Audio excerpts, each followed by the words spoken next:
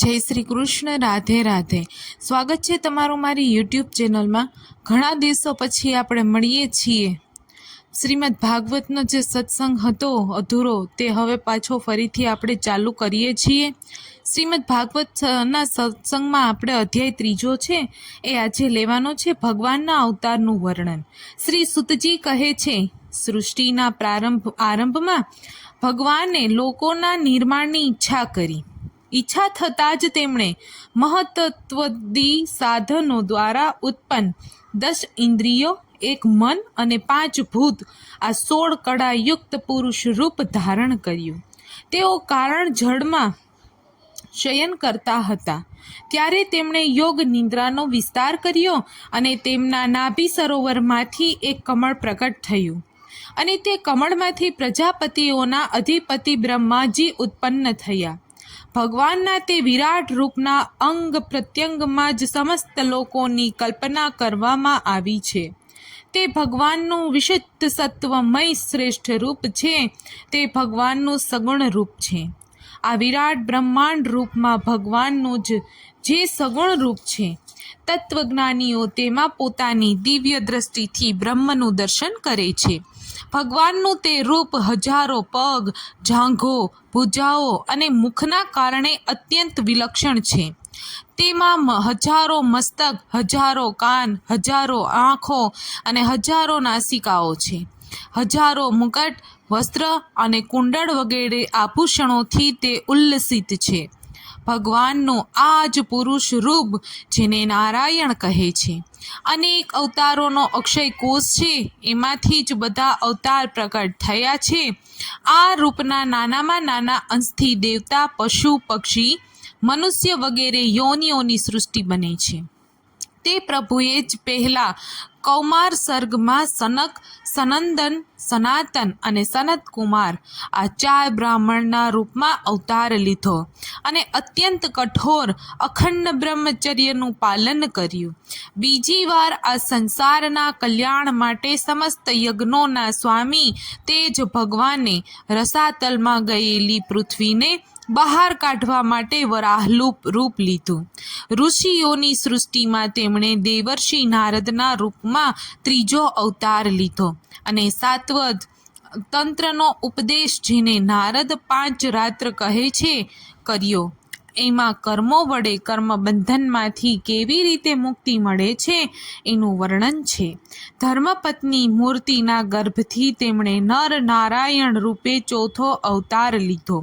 આ અવતારમાં તેમણે ઋષિ બનીને મન અને ઇન્દ્રિયોનો સર્વથા સંયમ કરીને ઘણી કઠણ તપસ્યા કરી.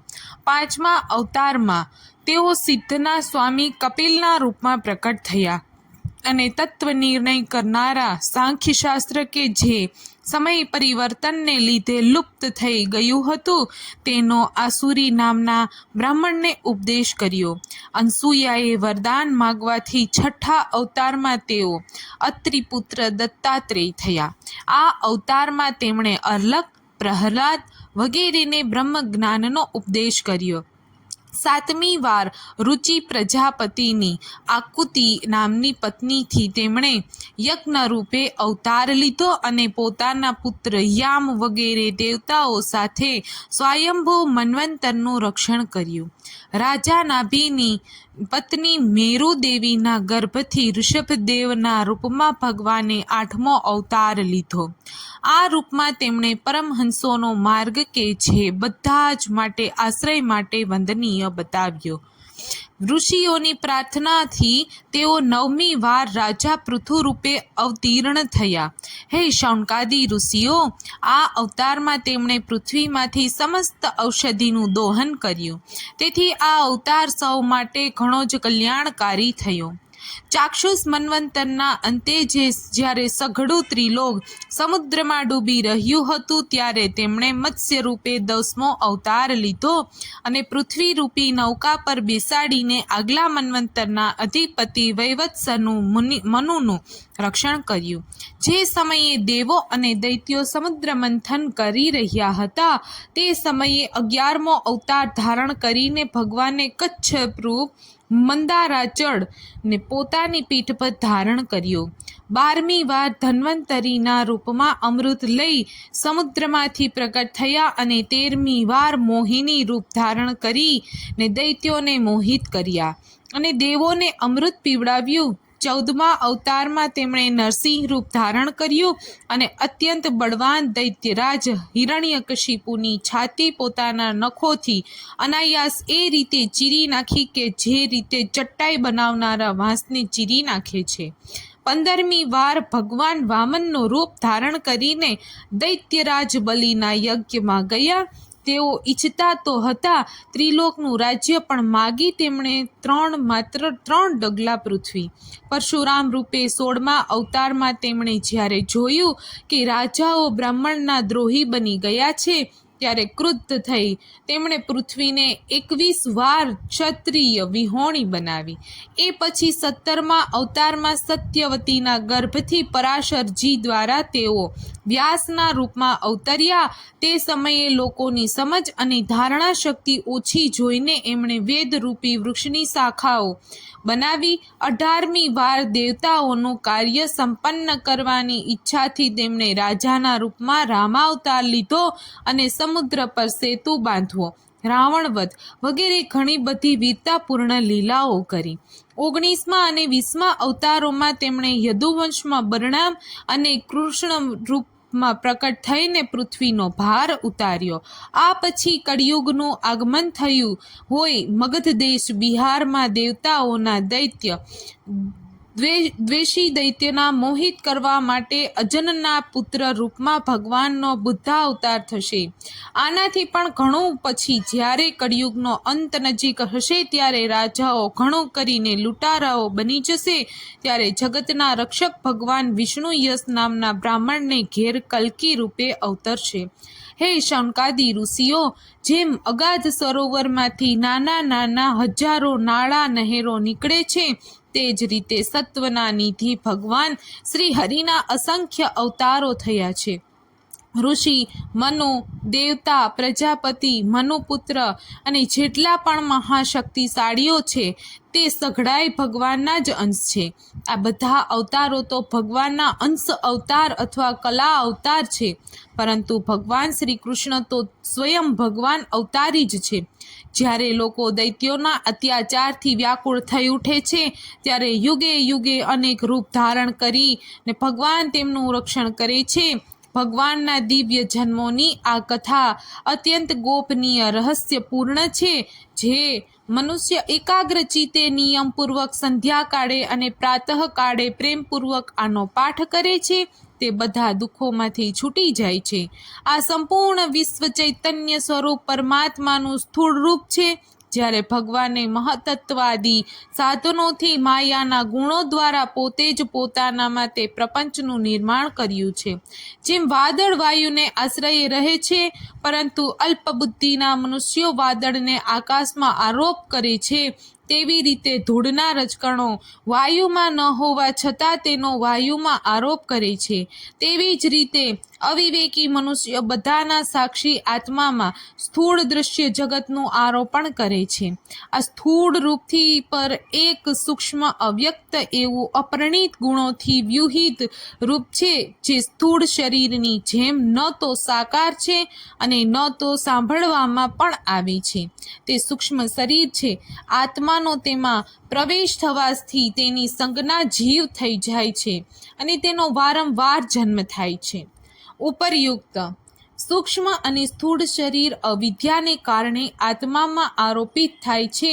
જે અવસ્થામાં આત્મ સ્વરૂપનું જ્ઞાન થતાં આ અજ્ઞાન દૂર થઈ જાય છે, તે જ સમયે બ્રહ્મનો સાક્ષાત્કાર થાય છે. તત્વજ્ઞાનીઓ જાણે છે કે જે સમયે આ બુદ્ધિ સ્વરૂપા પરમાત્માની માયા પણ નિવૃત્ત થઈ જાય છે, તે સમયે જીવ પરમાનંદમય થઈ જાય છે અને પોતાના સ્વરૂપ મહિમામાં પ્રતિષ્ઠિત થાય છે.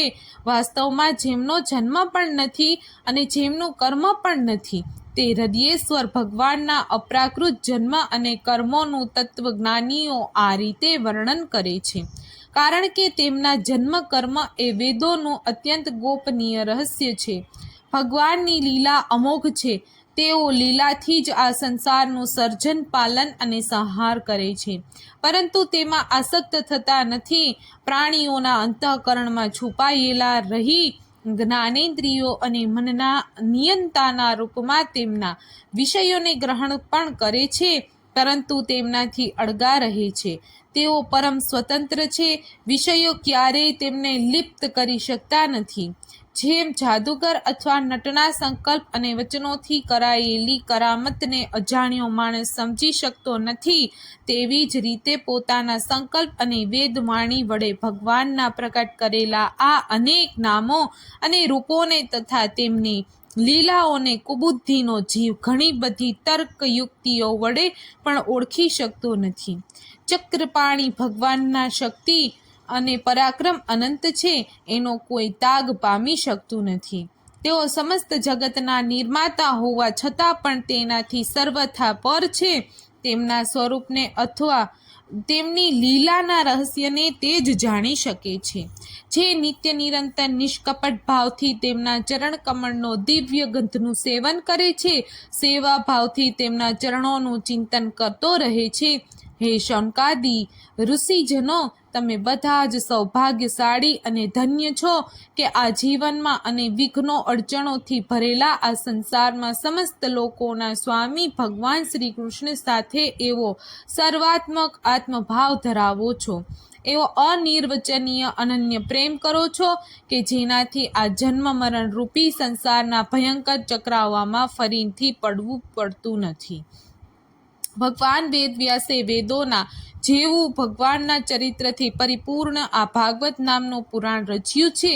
તેમને આ પ્રશંસનીય, કલ્યાણકારી અને મહાન પુરાણ લોકોના પરમ કલ્યાણ માટે પોતાના આત્મજ્ઞાની શિરોમણી પુત્રને આપ્યું. આમાં બધા વેદો અને ઇતિહાસનો સાર સંગ્રહવામાં આવ્યો છે. સુખદેવજી રાજા પરીક્ષિતને આ પુરાણ સંભળાવ્યું તે સમયે તેઓ પરમ ઋષિથી ઘેરાયેલા આમરણ અનશનનું વ્રત લઈને ગંગા તટે બેઠેલા હતા. ભગવાન શ્રી કૃષ્ણ જ્યારે ધર્મ, જ્ઞાન વગેરેની સાથે પોતાના પરમધામમાં સિધાવી ગયા, ત્યારે આ કળિયુગમાં જે લોકો અજ્ઞાનરૂપી અંધકારથી અંધ થઈ રહ્યા છે, તેમના માટે આ પુરાણરૂપી સૂર્ય હાલ ઉગ્યો છે.